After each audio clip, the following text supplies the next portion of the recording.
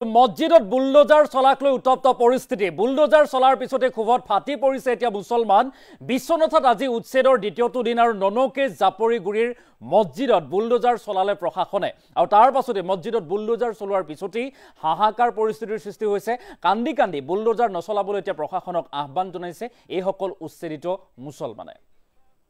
আমি অবিস্তাৰে খবৰটো লৈ আহিছো যে মসজিদত বুলডোজাৰ চলাক লৈ এতিয়া উত্তপ্ত পৰিস্থিতিৰ সৃষ্টি হৈছে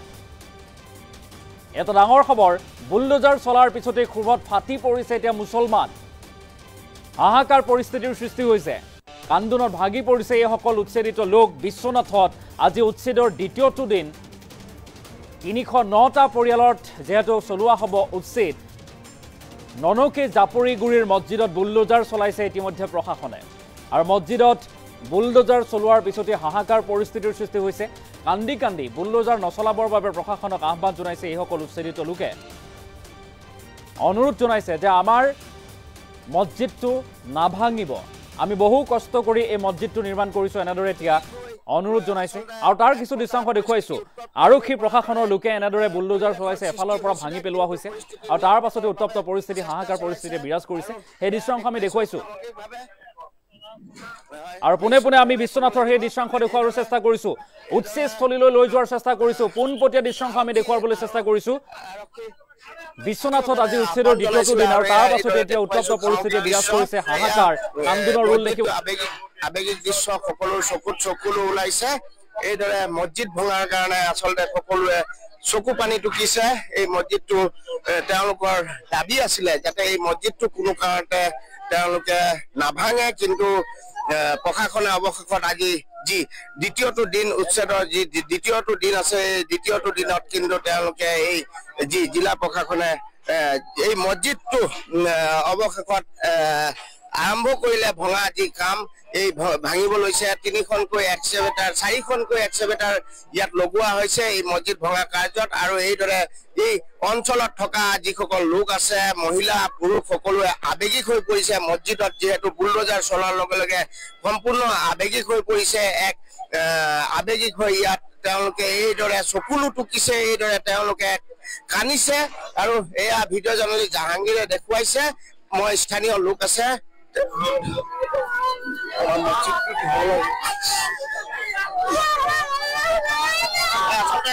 কথা কব পৰা নাই আচলতে সম্পূৰ্ণ আবেগিক হৈ আছে আৰু স্থানীয় লোক আছে আমি দেখুৱাই আছো যে হয় কি কব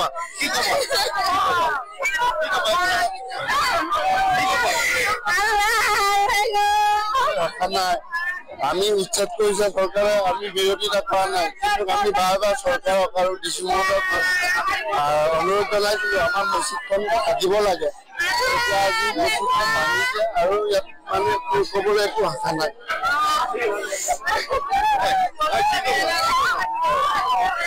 আজি এটা কথা কওঁ যদি মছজিদটো ভাঙি আছে ভাঙক একো কথা নাই কিন্তু একপক্ষীয়া যদি মছজিদটো ভাঙে এফালে সুশান্ত যদি নাভাঙে বগান যদি ভাঙে আমি তীব্ৰ আন্দোলন কৰিম ইয়াৰ লগতে লাগিলে আমি আকৌ আন্দোলন কৰিম কিন্তু মছজিদ ভাঙিছে ভাঙক কিন্তু সব সুশান্ত ভাঙিব লাগিব সুশান্ত যদি নাভাঙে আমি আকৌ নিজে সুশান্ত ভাঙিম সুশান্ত ভাঙিব লাগিব নিশ্চিতভাৱে ক'ব লাগিব যে এইদৰে উত্তেজিত হৈ পৰিছে আচলতে লোক আছে এইদৰে ইয়াত হয়তো লাঠি চাৰ্জৰ দৰে ঘটনা ঘটিব পাৰে এয়া দেখুৱাইছো সামগ্ৰিকভাৱে এই দৃশ্য এক উত্তপ্ত পৰিস্থিতি পৰিৱেশৰ সৃষ্টি হৈছে যিহেতু মসজিদত বুলডোজাৰ চলাৰ লগে লগে ইয়াত উত্তেজিত হৈ পৰিছে স্থানীয় লোকসকল আৰু এক উত্তপ্ত পৰিৱেশৰ সৃষ্টি হৈছে আৰু দেখুৱাইছো এইদৰে